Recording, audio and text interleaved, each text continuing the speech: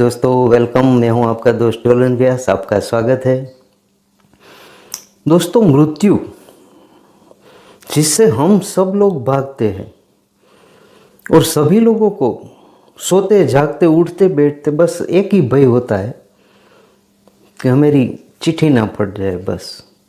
क्योंकि मौत सभी को इतना डराती है और सभी को भागने के लिए नौबत है कि हर एक को मौत से भागना है बस। लेकिन मेरे हिसाब से सबसे अच्छा वफादार अगर कोई पृथ्वी पर है तो वो सिर्फ और सिर्फ मौत है दोस्तों, मृत्यु जिससे हम भागते हैं।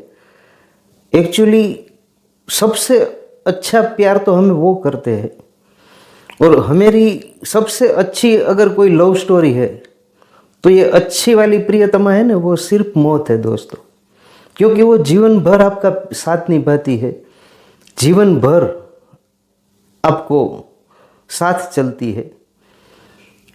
हर एक भूमिका में हर लोग आते हैं और चले जाते हैं, लेकिन ये जब से आप जन्म लिया है पृथ्वी पर, उस दिन से आपका पीछा करना शुरू कर देती है और आखिरी सांस तक वो आपका साथ निभाती है दोस्तों। तो इससे अच्छा तो कोई साथी मेरे हिसाब से ये दुनिया में नहीं है दोस्तों। तो हमें उसको प्यार करना चाहिए, उससे भागने की कोई ज़रूरत नहीं है दोस्तों।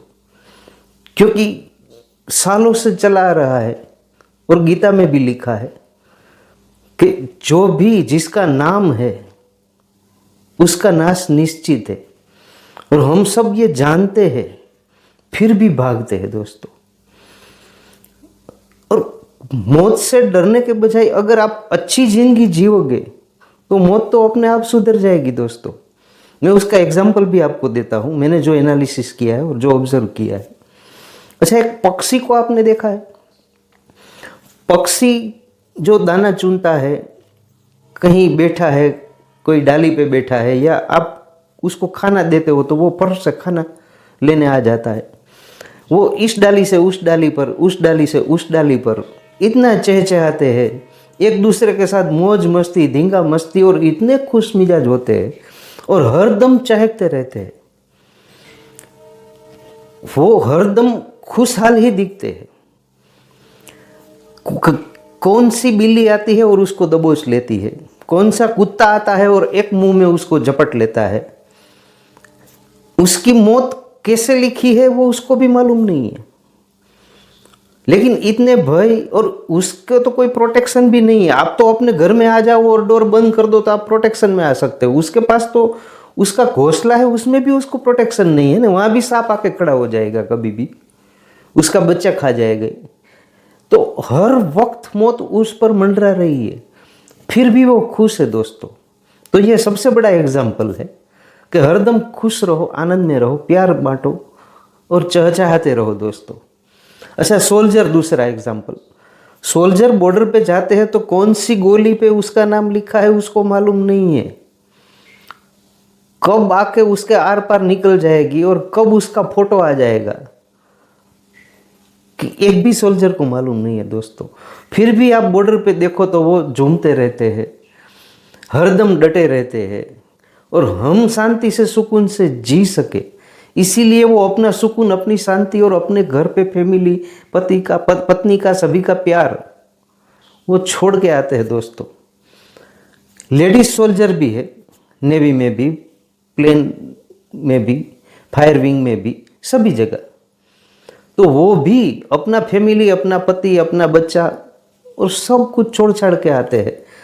कहाँ उसकी मृत्यु तय है उसको मालूम नहीं है, फिर भी वो लोग बॉर्डर पे हंसते गाते ही रहते हैं हमेशा। और हमारे लिए जीते हैं ना, हम खुद के लिए भी नहीं जीते और वो लोग हमारे लिए जीते हैं। तो ये सबसे बड़ा उदाहरण है कि मौत से डरना नहीं है दोस्तों।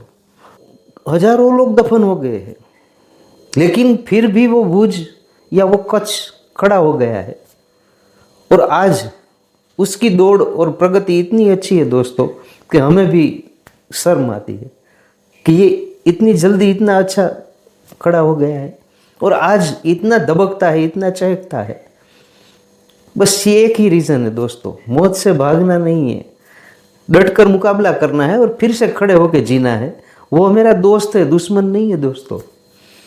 ये कर्मानुबंधन है। और एक आदमी का भी मुझे उस वक्त का याद है, थोड़ा थोड़ा याद है, कि उस वक्त एक आदमी भूज से भागा था, बच गया था ये भूकंप में। और वो भावनगर, मेरा जो एक कजिन रहता है उसके पास में, उसको दूसरी फैमिली उसके पास था, तो वहाँ वो आ गया। और वहाँ सुबह वो जब दूसरे दिन भूज से भाग कर आया है, क्योंकि वहाँ भूकंप है, तो वहाँ दूसरे दिन वो ब्रश मुंह में लेकर निकला और उसके ऊपर छत में से गमला, ये जो आफ्टर शॉक आते हैं ना वाइब्रेशन, उसमें वो गमला ऊपर था उसके टेरेस की दीवार पे, वो गिरा और उसके ऊपर गिरा और वो वहाँ मर गया। भूज से भाग कर आया और भावनगर में मर गया। भागना नहीं है दोस्तों, जो परिस्थिति है वो कुदरत निर्मित है और गीता का सार है। ये सब कर्मानुबंधन होते हैं दोस्तों।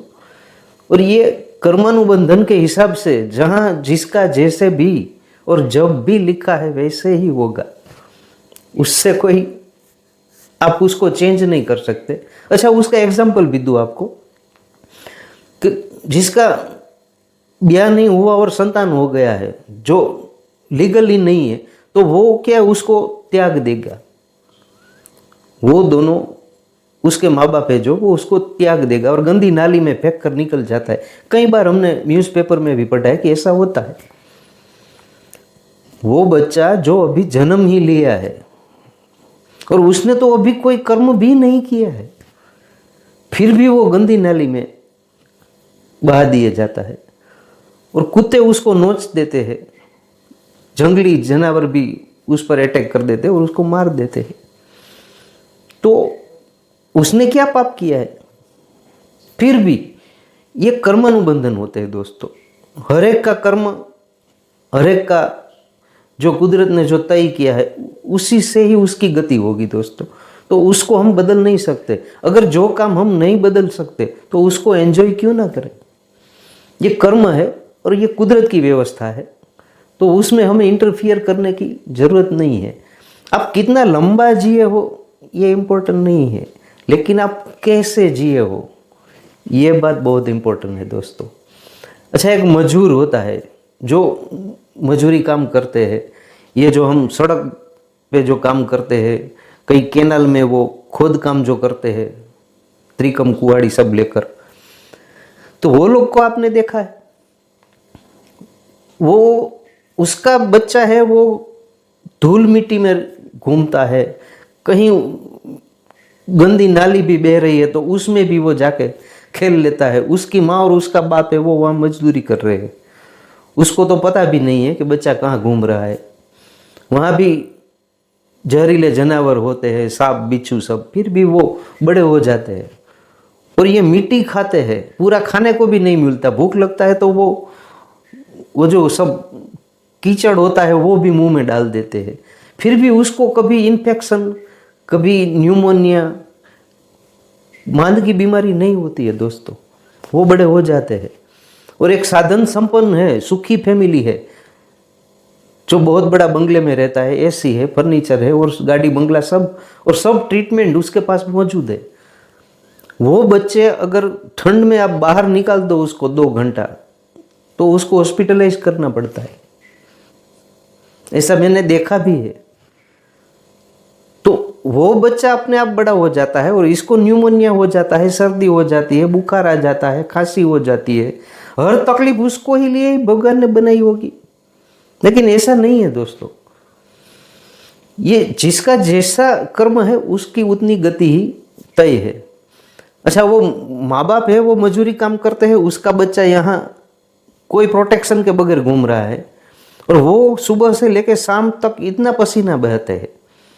और ये साधन संपन्न और सुखी फैमिली जो बंगला गाड़ी वाला होता है, उसका बीवी या उसका भाई, वो आदमी अगर कोई भी बड़ी चीज उठा ले तो स्लिप डिस्क हो जाता है।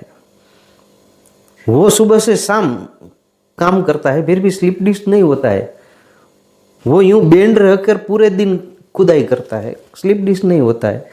और ये 15 मिनट अगर बैठा है, वो भी गाड़ी में एसी चालू है और बहुत बड़ी 12-15 लाख वाली गाड़ी है, फिर भी उसको कमर में दर्द हो जाता है दोस्तों। बस ये रियलिटी है, ये वास्तविकता है दोस्तों।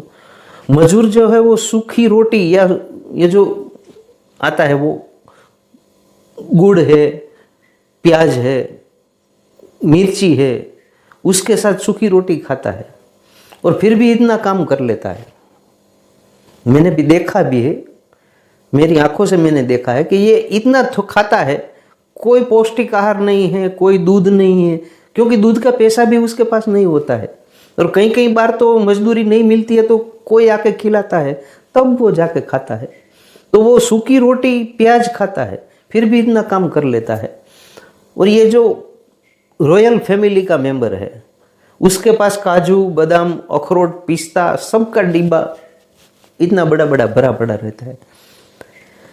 वो थोड़ा भी अगर एक मुट्ठी खा लिया ना तो हॉस्पिटलाइज करना पड़ता है, क्योंकि शुगर, ये डायबिटीज़, बीपी, थायराइड, कमर दर्द, सुबह नाश्ते से ज़्यादा तो वो दवा खाने पड़ते हैं। लाइफस्टाइल का प्रॉब्लम है, क्योंकि शरीर को इतना उसने सहलाया है और इतना प्रोटेक्ट करके रखा है कि थोड़ी भी झर्क शरीर सहन नहीं कर पाता। तो वो मजदूर है, वो 100 साल तक जीता है और ये इतने प्रोटेक्शन में, इतने सुख साधन संपत्ति होने के बावजूद, इतने ड्राई फ्रूट्स उसके पास है, फिर भी वो 60 साल का या 65 साल का होता है तो वो राम नाम सत्य हो जाता है। मौत कब भी आती है, कहीं भी आएगी और वो आपके रुके नहीं रुकेगी।